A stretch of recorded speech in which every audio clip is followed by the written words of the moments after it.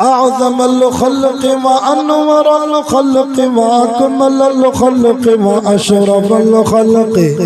وأجمل الخلق وأحسن الخلق من الحسن والعدارة والهداية والحكاية والعناية فقد قال الله تبارك وتعالى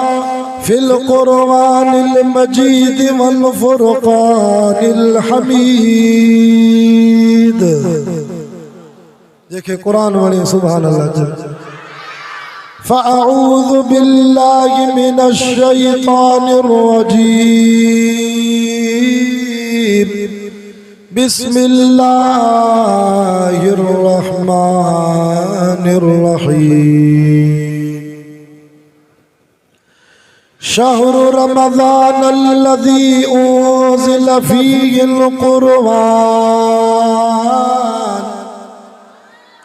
هدى للناس وبينات من الهدى والفرقان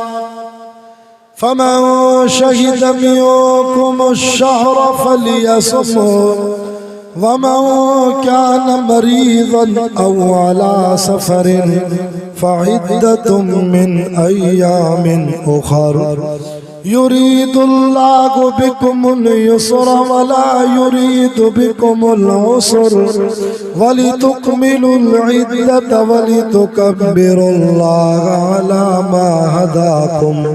ولعلكم تشكرون.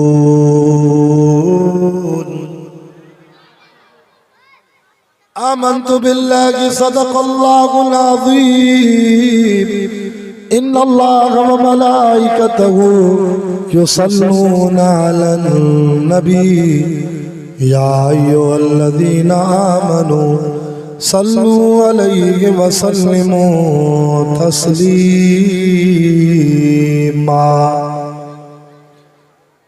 जेके जागो था बावाज़ बुलंद मुझे हबीब साईं ते ॾाढा दरूद पाक पढ़ो.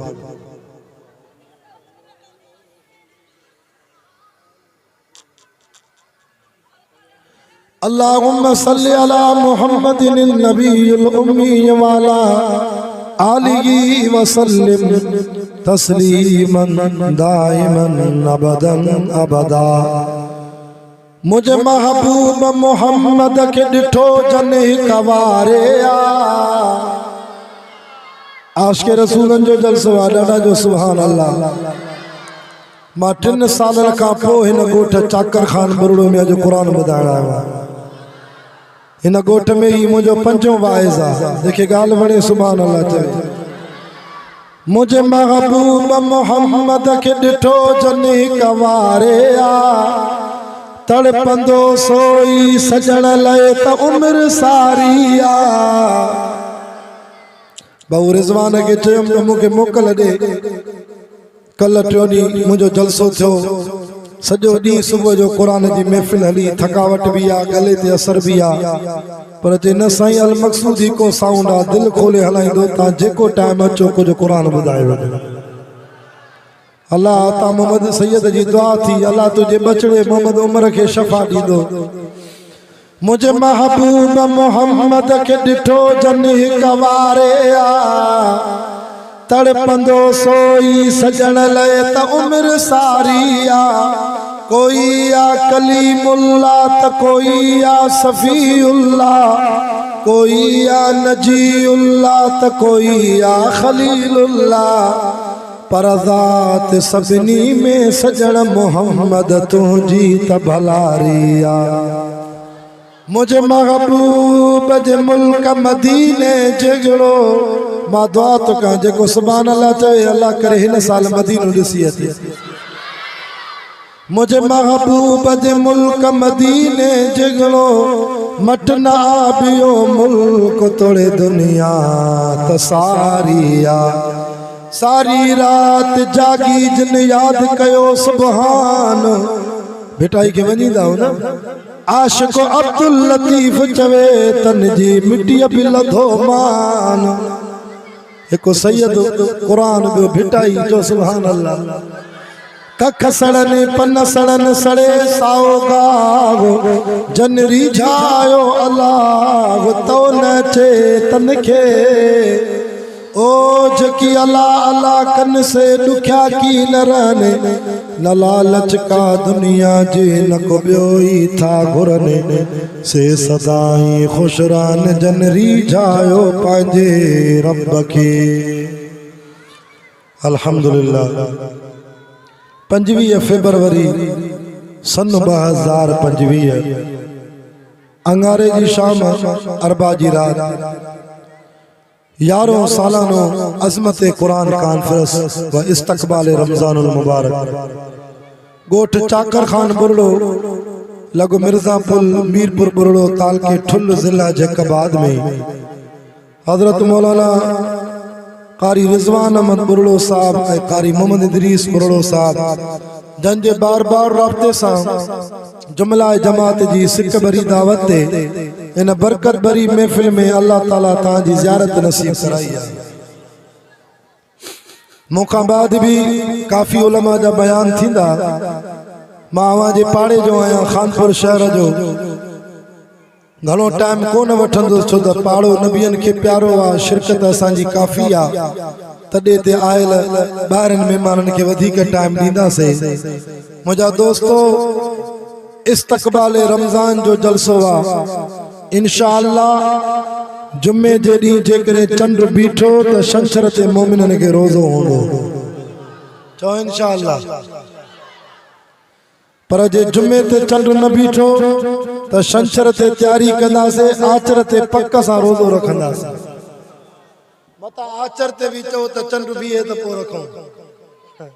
आचर ते चंड बीहे न बीहे पको आ जुमे ते कचो आ।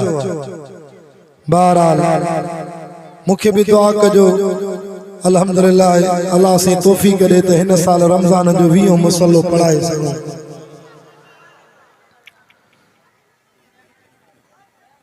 तवी पढ़ल लिखल वेठा हो माखे बुधायो जेको बाबरकत महीनो अचे तो जिन नालो आ रमजान इन रमजान जे महीने में रमजान जे लफ्ज़ में अखर घणा ये चार इन करे चवंदा छो त चेन जा नौकर तरी जल्दी चार चवन था अब चेन जा त सबई नौकर चो चो सबई नौकर जेको चेन जो दुश्मन आ उन को अल्लाह कुरान खसे छॾियो छो त कुरान जे लफ्ज़ में भी अखर तवी ॻाल्हायो त सैयद जी दिल खोले न कुरान जे लफ्ज़ में भी अखर चार जेको चेन जो दुश्मन आ उन को अल्लाह कुर्सी भी खसे छॾी छो त कुर्सी में भी अखर चार जेको चेन जो दुश्मन आ उन को अल्लाह सही ये टेबल भी खसे छॾी जेका रखी वियो आहे टेबल में भी अखर चार जेको चेन जो दुश्मन आ उन को अल्लाह सही मस्जिद भी खसे छॾी वो वञी मेखाने में समय मस्जिद न छो त मस्जिद में भी अखर चार जेको चेन जो दुश्मन आ उन को अल्लाह सही मस्जिद त खसी पर मुसल्लो भी खसे छो त मुसल्ले में भी अखर चार जेको चेन जो दुश्मन आ उन को अल्लाह सही मिंबर भी खसे छॾियो छो त मिंबर में भी अखर चार जेको चेन जो दुश्मन आ उन को अल्लाह चार यार भी खसे छॾिया अबू बकर सिद्दीक उमर फारूक उस्मान अली साईं जेको चेन जो दुश्मन आ उन को नबी साईं जो चार न्याणियूं भी खसजी वयूं बीबी रुकैया उम्मे कलसूम बीबी ज़ैनब अम्मा बीबी फातिमा जेको चेन जो दुश्मन आ उन को चार वॾा किताब भी खसजी विया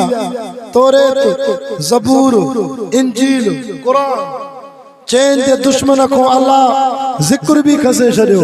जेको सिजल थे खां पोइ कंदाऊं जिक्र जूं तस्बीहूं भी चार माशाअल्लाह अञा जमात अचे थी ख़ल्क़ अचे थी सुभान अल्लाह त कर पोते छो था ॾिसो सैयद ते एतबार नथव ओ चेन जे दुश्मन को अल्लाह सही जिक्र जो तस्बीह भी खसियूं जिक्र जो तस्बीह भी चार ला इलाहा इल्लल्लाह ला इलाहा इल्लल्लाह ला इलाहा इल्लल्लाह इल्लल्लाह इल्लल्लाह इल्लल्लाह अल्लाह अल्लाह अल्लाह अल्लाहू अल्लाहू अल्लाहू। जिक्र जो तस्बीह भी चार जेको चैन जो दुश्मन ना उन को अल्लाह सब बुजुर्ग भी खसे छड़िया छो त बुजुर्गन जा सिलसिला भी चार कादरी चिश्ती नक्शबंदी सहरवर्दी सोना जेको चैन जो दुश्मन ना उन को अल्लाह सैयद उनको अल्लाह से मोहम्मदी दीन जा मसलक भी खसे छड़िया मसलक भी चार हनफी मालकी शाफी हम्बली जेको चैन जो दुश्मन आ उनको अल्लाह सिद्दीक भी खसे छड़ियो छो त सिद्दीक जे अखर लफ्ज में भी अखर चार चैन जे दुश्मन के सिद्दीक न वणदो आ जेको चैन जो दुश्मन आ उनको अल्लाह बीश्त भी खसे छड़ियो जन्नत छो त बीश्त में भी अखर चार जेको चैन जो दुश्मन आ उनको अल्लाह नमाज भी खसे छड़ी छो त नमाज में भी अखर चार जेको चैन जो दुश्मन आ उनको अल्लाह रोज़ो भी खसे छड़ियो छो त रोज़े में भी अखर चार जेको चैन जो दुश्मन आ उनको अल्लाह जिहाद भी खसे छड़ियो जिहाद में भी अखर चार चैन जा दुश्मन तो को सिद्दीक वयो बीश्त वयो नमाज वई कुरान वई मस्जिद वई मुसल्लो वई मिंबर वई तो को हर शे वई पर मां त चवंदो चैन जा दुश्मन तो के अल्लाह काथे रहण जी जाइ भी न दींदो छो त सजी दुनिया में तरफ भी त चार नारो तणी वदा सजी दुनिया में तरफ भी चार ओभर ओलव उत्तर दखण पर मां शदात कोट में या तकीर कई एकड़ो कुराड़ उथी बीठो ते सही हबीबुल्लाह शाह हिया भी चवन ओ चैन जा दुश्मन तू रात जो खट ते भी न सुमंदो कर छो त खट में भी पावा चार तरे त खटाई ऊंधी थी वेंदियो हाथ मथे करे नारो हणी करे चौ अबू बकर जे अल्फ को वठी मुर्शिद अली जी याद नहीं सवाल साहब दा नौकर नारे तकबीर शान मुस्तफा शान सहाबा शान अहल बैत जमीयत उलमा इस्लाम नारे तकबीर। हाने बुझायो त रमजान में अखर घणा ए वरी चार था चवन मां चैन ते त गाल घुरू गई सोचे समझी जवाब दियो साईं अच्छी दाढ़ी वाले सही जवाब दियो हाजी साहब रमजान में अखर घणा ए कोरोना जा पास थियलन न बिना इम्तिहान जे 8 वारा 9 में कुकड़े दई पास थिया ते रमजान में अखर चार रमजान में अखर घणा चार इन करे चयो छो त चैन जा नौकर पर रमजान में अखर 5 रमजान जी रात चवे त हे रहमत वारो महीनो अचई थो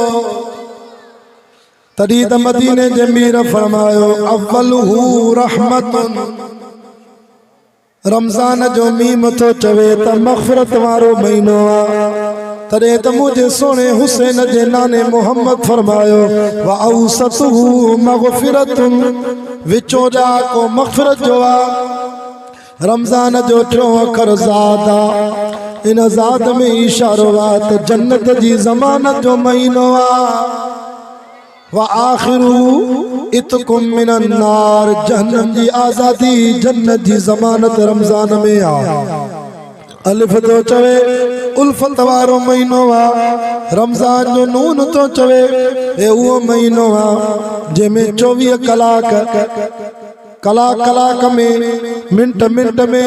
सेकंड में रमजान जे चंड बीहण को वठी ईद जे चंड ताईं माला साईं जो वडफड़ो नूर वसंदो आ वाह जो मज़ो आ रमजान शरीफ में तां जो जलसो भी इस्तक़बाल रमजान ॾींहं जो रोज़ो रात जो मुसल्ले ते कुरान सुभान अल्लाह तकर ॾींहं जो रोज़ो रात जो मुसल्ले ते कुरान नबी सल्लल्लाहु अलैहि वसल्लम फरमायो जेको रमजान जा रोज़ा रखे वरी रात जो तरावीह जी नमाज पढ़े हर सजदे जे एवज़ में अल्लाह से मुझे उम्मतीअ के 1500 नेकियूं लिखाईंदो घणियूं नेकियूं 1500 वो तरावीह जी नमाज में घणियूं रकाता ता 8 वारा 20 वारा एकड़ा वारी निभागा उथ्या 8 रकातूं पढ़ दे ये अहले हदीस के बस 8 रकाता मां इन्हनि खे चवंदो आहियां असां देवबंद जमात 20 रकाता पढ़दा आहियूं असांजो वॾे में वॾो दलील मक्को पाक ऐं मदीनो पाक मदीने में मदीने वारो साईं रोजे में जिंदा है मदीने जो पेशमाम कुरान तो पढ़े अल्लाह नबी से के कुरान बुधाए सैयद हबीबुल्लाह शाह खानपुर में मुसल्ले ते तरावियां पढ़े मुझो कुरान सैयद बुधन मदरसे जा तालिब बुधन और मदीने जो पेशमाम कुरान पढ़े तो मदीने वारो साईं रोजे में बुधे जे करे 20 रकाता जायज न हुजन त नबी से चवे न अल्लाह के ते एकड़ा वाह भी पेशमा में भी आया थी जेके 20 रकाता पढ़ाइन ता मां त 8 रकाता पढ़ी बैतुल्लाह में तवा वनो रमजान शरीफ में या मोबाइल ते लाइव इंटरनेट ते सलात तरावियां दिसो टीवी में मोबाइल में चैनल ते दिसो तो तवा के मक्के पाक में छो त असां नमाज बैतुल्लाह जे मुंह करे पढ़ंदा आहियूं असांजो मरकज़ काबतुल्लाह आहे उन मस्जिद में भी 20 रकाता हे शामियाने जे परियो इदरीस छोकरा घोड़ था कर इन्हनि खे चुप कराए को वरड़ो वने स्टेज ते शोर तो अचे बुधो कुरान जा शिको दीन जा परवानो बी हदीस भी बिठिया नबी से फरमायो अलैकुम बिसुन्नती व सुन्नतिल खुलफाइर राशिदीन व अद्दू अलैहा बिन नवाजिज फरमायो तमाम मोहम्मद जो तरीको मुखा पाद मुझे चैन यारन जे तरीके के पांजो न समझो अबू बकर को वठी अली ताई जेको भी दीन में कम थे या मां मोहम्मद जी सुन्नता हजरत उमर साईं सबनी के गड करे 20 रकाता तरावियां शुरू करायूं या सुन्नत उमर जी ना या सुन्नत मदीने वाले साईं जे करे तो के सोने उमर ते एतराज आ त पो भला हे मस्जिद शरीफ में ता मीनारा ठाईंदा हो न मीनारा मस्जिद जा पो ये छो ता ठायो ये भी ठायो छो त मीनारा शुरू थिया हजरत उस्मान जे दौर खां के जे दौर खां हजरत उस्मान जे दौर खां जे तो के सोने उमर ते एतराज आ त पो सजे पाकिस्तान जे मस्जिद जा मीनारा ठाहे न ये त नबी साईं जे दौर में ना ये मीनारा तो हजरत उस्मान जे दौर को ठया तो जवाब यो दिबो अबू बकर को वठी अल्लाह कबूल फरमाए सैयद की खिदमत ताके अल्लाह ताके कर्जन मर्दन को बचाए अबू बकर को वठी मुझे मुर्शिद अली ताई जेको भी दीन जो कम थियो या भी मदीने वाले साईं जे सुन्नत वाह जो मज़ो थवा बुधो मीरपुर जे इलाके वारो ॾींहं जो रोज़ो रात जो तरावियां पो 20 रकातुन में हिसाब कर त मौलाना 40 सजदा थींदा वरी 40 के हर सजदे जी नेकी 1500 मां हिसाब तो लगाया 40 के 1500 सा ज़रब कर त मुझो अल्लाह रमजान शरीफ में हिकड़ी रात जी इन 1.5 कलाक जी तरावियन जी मजूरी अल्लाह साईं 60,000 नेकियूं थो दे तांजे जिले जैकबाद में को एड़ो वडेरो आए जेको मजदूर के 1.5 कलाक जा 60,000 को दे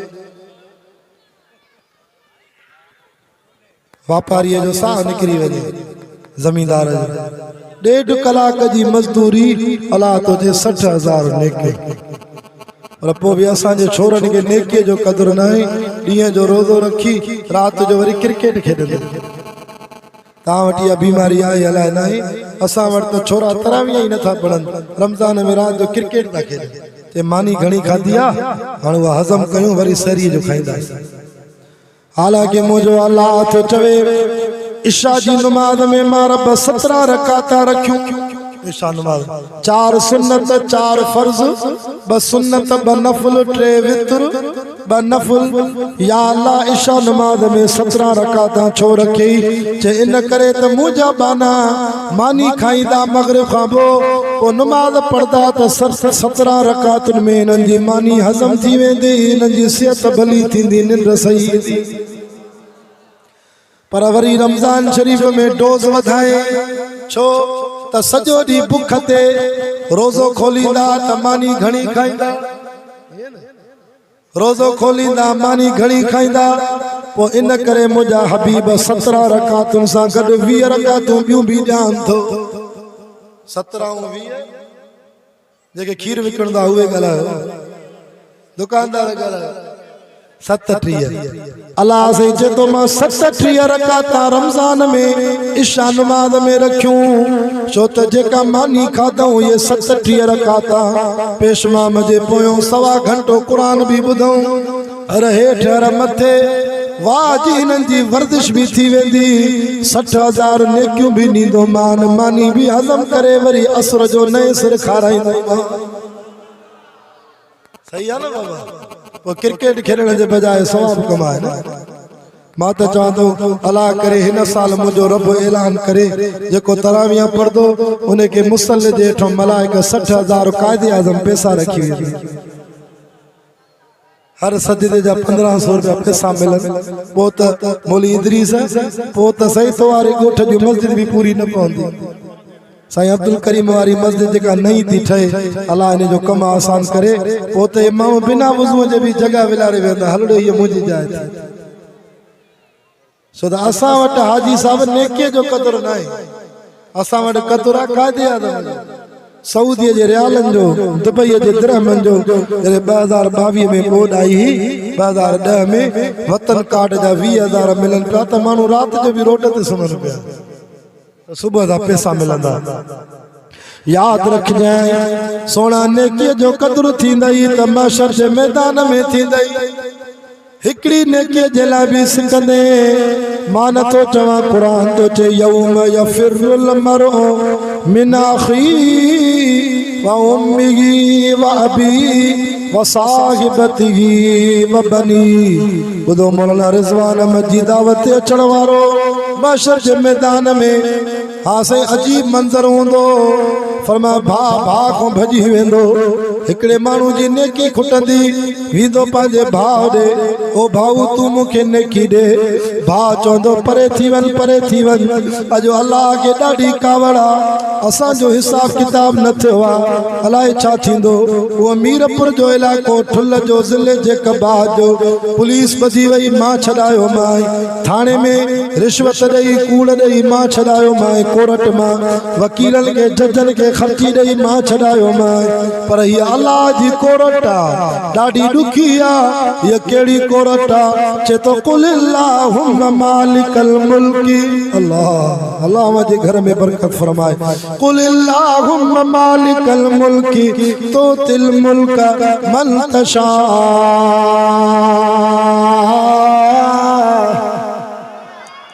अता मवदी मानीटर के खोल त अञा सैयद तो के खानपुर ते दुआ कंदो वने। कुल अल्लाहुम्मा मालिकल मुल्क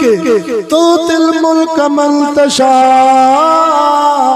व तंज़िउल मुल्क मिम्मन तशा। अल्लाह सही मोहम्मद उमर के भी शफा दी। व तंज़िउल मुल्क मिम्मन तशा व तुइज़्ज़ु मन तशा व तुज़िल्लु मन तशा बियदिकल खैर इन्नका अला कुल्लि शैइन क़दीर। ये मलक साहब जेको वीडियो भरे तो अल्लाह इन जी रोज़ी में बरकत करे, माल में बरकत करे। ये भी तां जो पैगाम अलाए किथे वञी पहुचाईंदो। मदीने वारो साईं तो फरमाए वॾी कोरट आहे, भाउ खां भॼी वेंदो। इन यौमल फस्ल कान मीक़ाता। स्टेज ते हाफ़िज़ आलिम वेठा आहिनि, पुछो कुरान कुरान तो के खोले ॾेखारिया। शुक्र आहे असां सैयदन के अल्लाह सीने में कुरान ॾिनो। अल्लाह तव्हांजे बच्चन के भी सीने में कुरान जी दौलत। इन यौमल फस्ल कान मीक़ाता, फैसले जो ॾींहुं मुक़रर आहे। यौम यक़ूमुर रूह वल मलाइकतु सफ़ा, मलाइक कतार में बीहंदा, रूह अमीन भी कतार में बीहंदो, सभु ॾकंदा। ला यतकल्लमून इल्ला अखे मारे कर इल्ला मन अदिन लहुर रहमान केर भी रब सा गलाए न सगंदो अल्लाह जियारो को कूड़ भी न गलाए सगंदो वकाल सवाबा हिते मिड़े कूड़ हणी जान छनायूं था पर रब जियारो को कूड़ गलाए वह कोर टेड़ी आ जे कूड़ गलाईंदे न यासीन शरीफ में चए तो अल यौम नख्तिमु अला अफवाहिहिम ये फकीर बड़ी खिदमत खणी आवा अल्लाह इनके नौकरी नसीब फरमाए हक हलाल जो रोजगार देस अल यौम नख्तिमु अला अफवाहिहिम चे तो जुबान ते मुंह रहण दो साए व तुकल्लिमुना अयदीहिम व तशहदु अर्जुलुहुम बिमा कानू यक्सिबून ओ मुजबाना हथ पैर तुझे गुनाह जी शादी दींदा त इन हथन के जिना में इस्तेमाल कई इन पैरल के जिना में इस्तेमाल कई वरी के जे लाए पैर चवंदा त हिन पैरल सा कुरान बुधण वयो हिनन हथन सा तबलीग जमात में वयो बिस्तरा कुलन ते खणी दीन जी दावत दई आयो दुआ क्यों त ता असांजा हथ पैर का नेकिन जी गवाही दे रमजान जो महीनो मौलाना सीजन जो महीनो आ नेकियों कमाइण जो महीनो आ ए वो महीनो थी जो फरमाए त गुजरी भी वेंदो खबर न पवंदई ओ मुंहिंजा बाना नेकी जी हाणे तोखे नेकी जी परवाह नाहे सीजन जो महीनो थी मशर में परवाह थींदई भा को भजी वेंदो यौम यफिरुल मरु मिन अखी व उम्मिही व अबी वरी वेंदो पंहिंजी जीजल माउ ॾे अम्मा हिकिड़ी नेकी खुटी पई आहे महिरबानी कर अमर जीजल चवंदी परे थी वञ मां तोखे नथी सुञाणा वो दुनिया जो जान हो जो तोखे बुखार थे त मूंखे रात जो निंड न अचे हाँ बिस्तरे में पेशाब कंदे थद में बिस्तरो भी थदो मां सॼी रात तुझी खिदमत कई वो दुनिया जो जान हो हिते मां मां भी तोखे नथी सुञाणा अल्लाह अल्लाह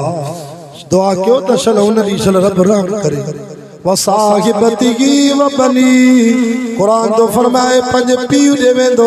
पीउ चवंदसि महिनत मजदूरी करे भी तव्हांजा पेट पालिया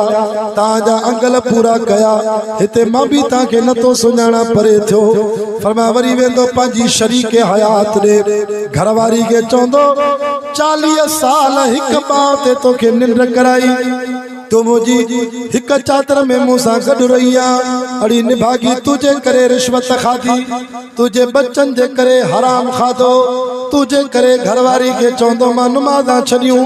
रमजान में ईद कमाई न कुरान पढ़ियो न जिक्र कयो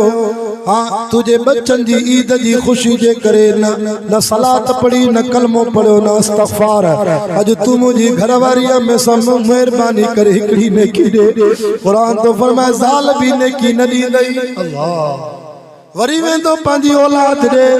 औलाद खे चवंदो तव्हांजे करे मां नमाज़ा छॾियूं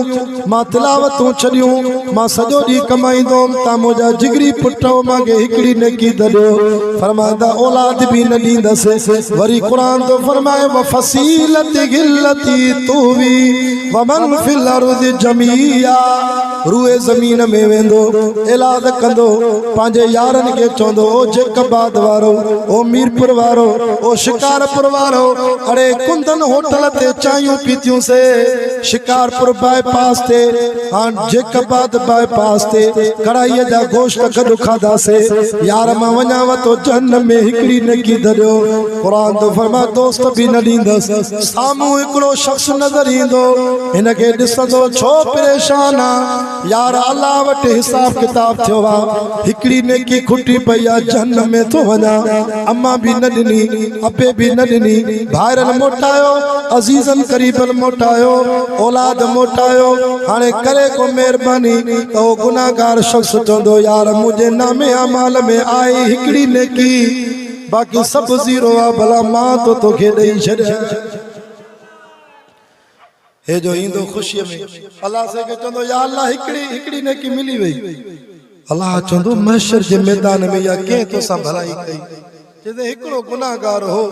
उन चयो मां वटि आहे हिकिड़ी भला मां तो भलाई कई अल्लाह चवंदो हिनखे वठी आ तवजो कयो असांजा